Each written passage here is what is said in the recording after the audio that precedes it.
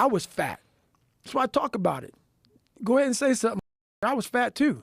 And it was hard as every day to get up. I know what it feels like when you roll your fat ass out of bed and all you want is some damn cinnamon buns and chocolate milkshakes. I know what it is. I know exactly what it is.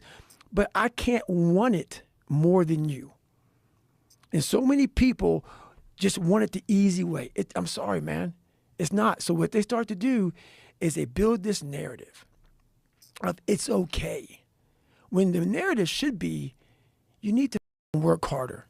You need to discipline your mind better. We need to help people more than just saying it's okay. It's okay that you're not willing to help yourself out. That's not okay. It's not okay. It's not acceptable. Even though it's your life, if that's acceptable, that's unacceptable. And there's a lot of people in this world, me included, that if I accepted that, I wouldn't be anywhere. We have the ability to go in such a space if you're willing to suffer, and I mean suffer. Your brain and your body, once connected together, can do anything. And this 30 miles was the life-changing moment. I was out of it. I was in the worst pain in my entire life. I was, to me, on the brink of death. And I was able to chunk this 30 damn miles into small pieces. I was so driven, and I'm not going to say motivated because motivation's crap. Motivation comes and goes. When you're driven, whatever's in front of you will get destroyed. So I'm going through Hell Week like done. Yeah. But I'm like, I can't quit. This is my last time going through. I can't get rolled. So I get through Hell Week, and this is where the gets evil, man. This is where I start to click into something. When your mind, this is this whole 40% rule I talk about all the time that I made up a long time ago. I started making it up through pain. Tell them what that is, where'd you go? So basically the 40% rule is I am a strong believer that we quit. Because why? How the fuck does a 297-pound cockroach guy who quit on everything is now considered one of the baddest men on the planet? How is that possible? It means I had to change one thing, my mindset. So there's no way in hell that was in me, but that guy was in me. When that guy came down here and said, hey, guess what, man? You're a fat ass, but I'm gonna now make you a badass. I'm gonna miracle this shit to be a badass. No, it was in me. I had to believe and make that belief work. And through hard work, I did that. So the 40% rule is like we have like a car. Some cars have a governor on it. And when you get to like 92 miles an hour, that car start doing this because it can't go any faster. Those cars that don't have governors on, like a fast ass, whatever, Porsche, whatever, that bury it, gone. We have that ability in us, but we have put this governor on our minds. And you have to, the factory that put the governor on that car, the factory is now you that put that on your mind. You got to take that off. Until you take it off, you're going to constantly get to 92 miles an hour and do this. Because you ain't going to go faster. As a matter of fact, you might even go slower.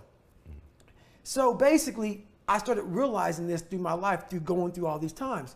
So the accountability mirror is something that I kind of came up with in high school.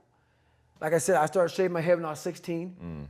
And I got caught up in trying to impress so many people because no one liked me. So I developed so many different identities. Let me sag my pants. You know, let me pull my pants up. Let me talk this way or act this way or be this way or whatever the hell it may be. God, dog, there's so many different things I did to try to fit in with so many different groups that when you look in the mirror, that's the one person you can't lie to. So every morning I would shave my head thinking, God, I would reflect back on some of the lies I may have told somebody or some of the ways I acted that I didn't feel comfortable doing. And I did it to impress other normal people. The key word there is normal, everyday people. I was trying to make other people like me. How pathetic is that? So this mirror would always tell me, my reflection would say, God, you are a pathetic man. So I would just start having myself accountable. How did I attack today? How did I attack yesterday? And if I didn't do something I was proud of, I would write down a sticky note and I would fix it. So then my senior year in high school, it was a totally different David Goggins. Can you give an example of something that you wrote down and fixed? All right, there was a lunch table. that I wanted to sit the cool guy lunch table, man. I wanted, even though everybody was calling me all the time, I wanted to try to act like somebody I wasn't, so I could fit in. And I sold my soul to the devil, trying to act like, I'm David Goggins. That's who I am. And so I wrote down on a piece of paper, the table, sit by your self. And that's what I did. And guess what happened? My table became a table people started sitting at. It's more important to own your weaknesses. You got to really triple down on those, man. Because why? You want to become a full human being. We like to run away from weaknesses. Like, for instance, if you're good at running, all you want to do is run. If you're great at reading, you have several books. But we don't do those things that we're not good at. So for me, I realized, man, like, I keep on running away from these things I'm not good at. I have to dive into these things. I have to become one with these things. But how I grew a will was constantly doing these things. To now, it's just life. I wake up, while it still sucks, it's just life. You don't sit back and like, oh my God, like, I have days I don't want to do it, but I know I'm going to do it. Some of these motivational people out here, it's the funniest thing in the world to me. They'll go and say, when you wake up in the morning, pound your chest, look at yourself in the mirror and do all this shit. I hope it works. What works for me is that everyday resume, the things I know I've accomplished, the things I know I've done, real hard work, the real calluses on my mind, the real calluses on my hands. That's it. You don't need to pound your chest in the mirror anymore if you have that. You talk about performance without a purpose. Mm-hmm. What's that? So, like, for instance, let's say you have no races. Let's say you have no classes, no nothing. There's no purpose in your life. People need to have purpose to get up. They need purpose to perform. You need to get to a point in your life where there's nothing on the docket. There's no 5K. There's no I'm going to get into school to be this or that and still perform to the highest level. Because what people don't get is one day that thing's going to come up. And if you're not constantly performing without purpose, you're not going to be ready when the time comes. It's this magical thing, purpose, that we're all looking for. But what's funny about it all is that we need these things to perform. But we don't take a second to realize the purpose is always there. The purpose never leaves us because the very purpose is you. You are always the purpose.